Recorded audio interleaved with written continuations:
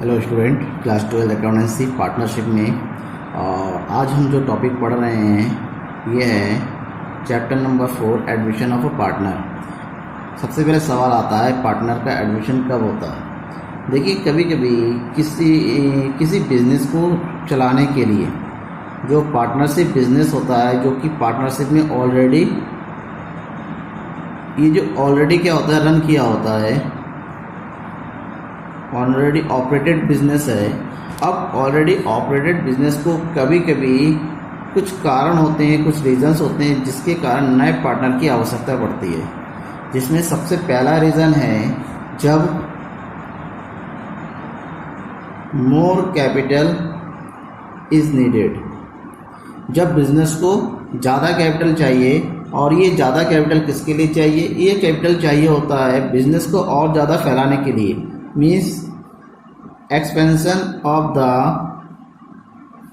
Business को बढ़ाना होता है। बिजनेस को बढ़ाने के लिए पैसे चाहिए, कैपिटल चाहिए होता है, जिसके लिए एक नया पार्टनर को रखा जाता है, जो कि नया पार्टनर कैपिटल के रूप में पैसा लेके आता है। पॉइंट नंबर 2, दूसरा जो कारण होता है, दूसरा कारण जो है बिजनेस को कंपटीशन में बनाए रखने के लिए एक ऐसे पार्टनर की ज़रूरत पड़ती है जो कि कॉम्पिटेंट हो, और साथ ही साथ अगर बिजनेस जो है एक्सपीरियंस पार्टनर्स को मांगता हो। जब बिजनेस में को चलाने के लिए किसी एक्सपीरियंस व्यक्ति की जरूरत होता है, तब उस समय जो है एक नए पार्टनर को बिजनेस में रखा जाता है ताकि बिजनेस को और अच्छे से चलाया जा सके। नेक्स्ट पॉइंट है, नेक्स्ट कारण होता है to increase goodwill and reputation.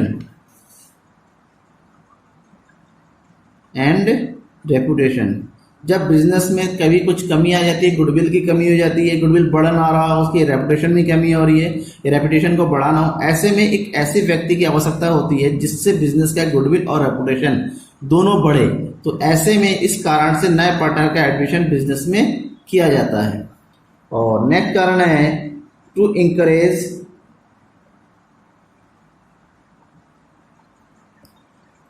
are capable employee while taking him into the partnership। कभी कभी बिजनेस में कोई एक एम्प्लॉय ऐसा होता है जो बहुत ज़्यादा कैपेबल होता है, जो बिजनेस को और ज़्यादा मेहनत तरीके से आगे बढ़ा सकता है, तो उसको पार्टनरशिप बिजनेस में शामिल किया जाता है ताकि बिजनेस को वो और अच्छे से आगे बढ़ा सके। तो ये तो मेन रीजंस होते हैं जिसके कारण पार्टनर को जो है बिजनेस में शामिल किया जाता है। अब ध्यान में रखिएगा, बिजनेस को में एक नए पार्टनर का एडमिशन करना, admission of a new partner, ये जो है एक मोड है। कौन सा मोड है? Mode of reconstitution of the business. अब रिकॉन्स्टिट्यूशन ऑफ पार्टनरशिप होता है क्योंकि जब नया पार्टनर होता है तो दोबारा से सबका रिवैल्यूएशन होता है, revaluation of assets and liability, ताकि उसकी सही वैल्यू को रखा जाए। उसमें जो है गुडविल को सही से मेजर किया जाता है, गुडविल का कैलकुलेशन होता है। ऐसे में यहाँ पर सबसे मेन चीज जो ये है कि जो ओल्ड पार्टनरशिप होता है, ओल्ड पार्टनरशिप का एंड हो जाता है और यहाँ पर न्यू पार्टनरशिप एग्जिस्ट होता है।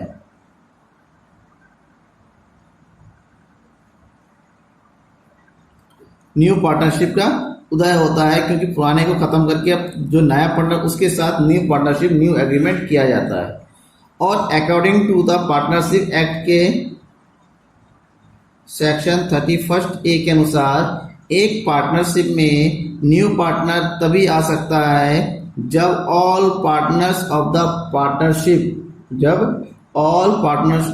The are agree to admit a new partner. जबकि किसी बिजनेस में सारे पार्टनर अगर एग्री होते हैं तभी कोई नया पार्टनर बिजनेस में शामिल हो सकता है।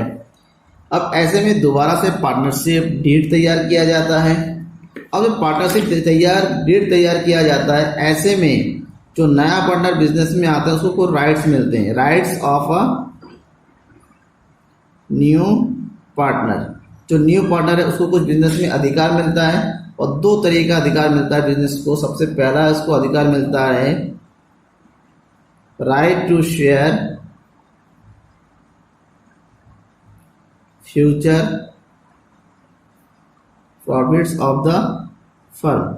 उसको फर्म को उसके आने के बाद इन फ्यूचर में होने वाले प्रॉफिट्स में प्रॉफिट्स पाने का अधिकार है, लाभ पाने का अधिकार है। जितना उसके आने के बाद जितना ही प्रॉफिट होगा न्यू पार्टनर्स एग्रीमेंट के अकॉर्डिंग उसको लाभ का हिस्सा मिलेगा। और दूसरा उसको अधिकार मिलेगा राइट टू शेयर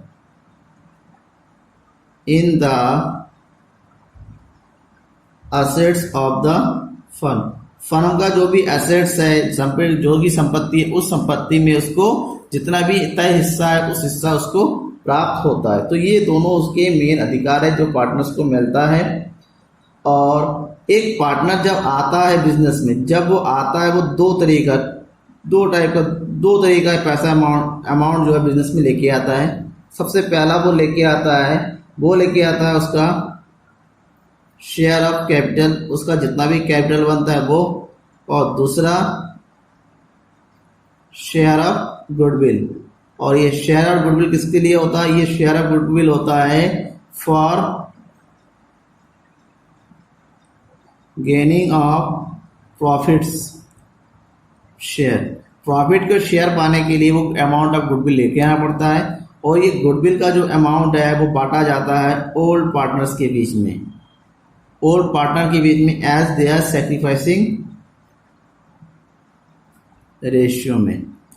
तो ये हो गया न्यू पार्टनर्स का। अब जब नया पार्टनर होता है तो बिजनेस जो है चेंज होता है। तो बिजनेस को जब चेंज होता है तो उसमें कुछ करेक्शन करने पड़ते हैं या कुछ एडजस्टमेंट करने पड़ते हैं। तो कौन कौन से एडजस्टमेंट करने पड़ते हैं ये भी जानना जरूरी है। सबसे पहला ये जो एडजस्टमेंट करना पड़ता है उसमें कैलकुलेशन किया जाता है, calculation of new profit sharing ratio. New profit sharing ratio का कैलकुलेशन किया जाता है। उसके बाद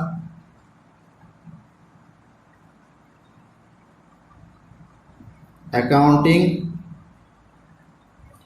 ट्रीटमेंट ऑफ गुडविल, गुडविल का ट्रीटमेंट किया जाता है।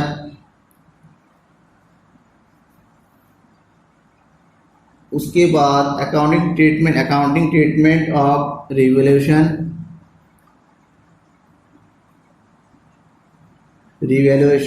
ऑफ एसेट्स एंड लायबिलिटी का रिवैल्यूएशन किया जाता है।